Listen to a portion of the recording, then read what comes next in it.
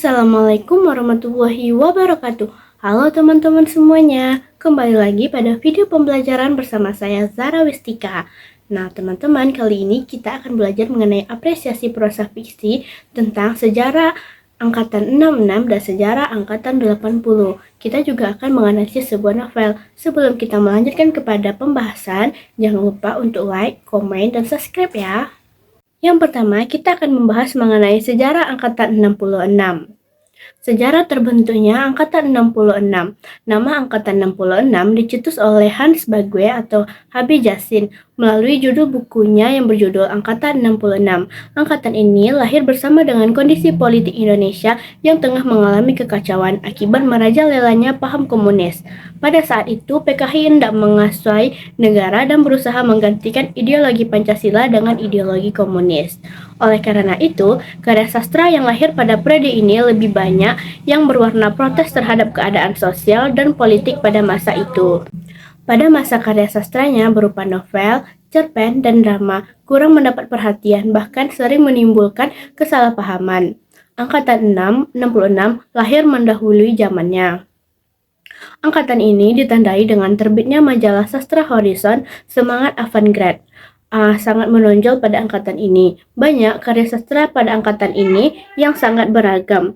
Dalam aliran sastra, munculnya karya sastra beraliran surrealistik, arus kesadaran, arketip, absurd, dan lain-lain. Adapun sastrawan pada angkatan 66 ada Taufik Ismail, Gunawan Muhammad, Saini, Saparji Djoko Damono, Gerson Pyok, Tuti Herati, Andrea Alexander Leo.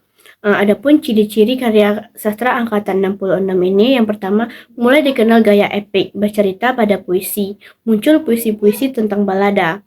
Yang kedua, puisinya menggambarkan kemuraman hidup yang menderita. Yang ketiga, prosanya menggambarkan masalah kemasyarakatan, misalnya tentang perekonomian yang buruk, pengangguran, dan kemiskinan. Yang keempat, cerita dengan latar perang dalam prosa mulai berkurang dan pertentangan dalam politik pemerintah lebih banyak dikemukakan. Yang kelima, banyak terdapat penggunaan gaya retorik dan slogan dalam puisi. Yang keenam, muncul puisi mantra dan prosa surrealisme pada awal tahun 1970-an yang banyak berisi tentang kritik sosial dan kesewenang-wenangan terhadap kaum lemah. Berikutnya kita akan membahas mengenai sastra angkatan 80-an. Sastra angkatan 80-an merupakan sastra yang diwarnai dengan aturan-aturan yang ketat dan dipengaruhi oleh kegiatan politik. Angkatan 80-an lahir pada masa pemerintahan Soeharto Orde Baru. Soeharto pada masa itu masih menduduki suatu jabatan di militer dan sebagai Presiden Republik Indonesia, sehingga pemerintah hanya kokoh dengan perlindungan dari militer. Era Orde Baru mempunyai ciri yaitu semua keputusan berporos pada presiden dan hak bersuara sangat dibatasi. Ketika ada sebuah karya yang sifatnya dianggap provokasi, mengancam, melecehkan, dan menyinggung, maka akan langsung ditindaklanjuti oleh Soeharto dengan segera.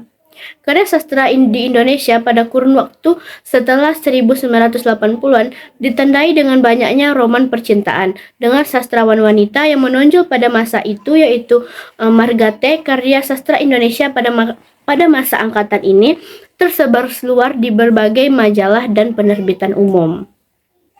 Berikut ada beberapa sastrawan yang mewakili pada dekade 1980-an. Di antaranya ada Remi Silado, Yudhistira Ardi Nugaraha, Nur Cahmahendra, Seno Gumira Aji Dharma, Pipit Senja, Kurniawan Junaidi, Ahmad Fahrawi, Miki Hidayat, Arif Nur Hasbi, Tarman Effendi Tarsyad, Nur Aini Cahya Khairani. Adapun salah satu tokohnya yaitu NH Dini atau Nur Hayati Dini adalah sastrawan wanita Indonesia yang paling menonjol pada dekade 80-an dengan beberapa karya antara lain ada Pada Sebuah Kapal, Namaku Hiroko Labarka, Pertemuan Dua Hati, dan Hati yang Damai. Satu di antara ciri khas yang paling menonjol pada novel yang ditulisnya adalah kuatnya pengaruh dari budaya barat. Tokoh utama biasanya mempunyai konflik dengan pemikiran timur.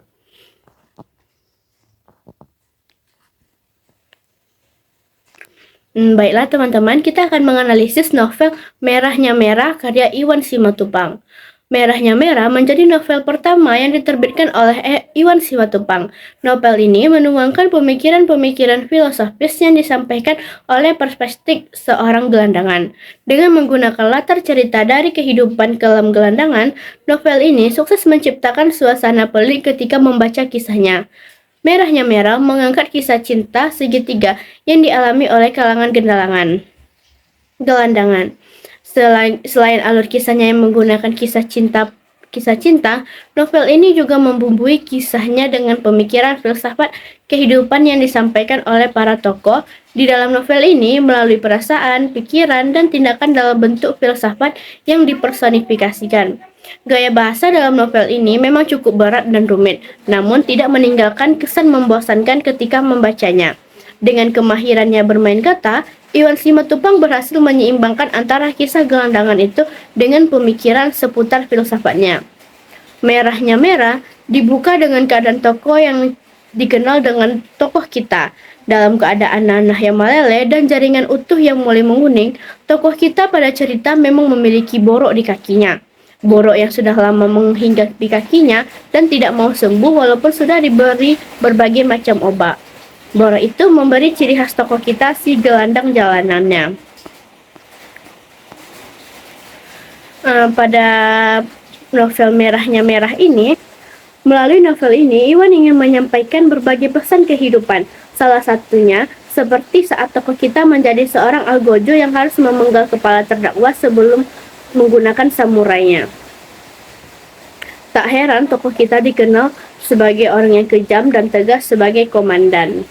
Nah teman-teman, itu tadi adalah penjelasan saya mengenai sejarah angkatan 66 dan sejarah angkatan 80-an. Semoga apa yang telah saya sampaikan dapat bermanfaat bagi teman-teman semua. Sampai jumpa pada video pembelajaran selanjutnya. Wassalamualaikum warahmatullahi wabarakatuh. Bye semuanya.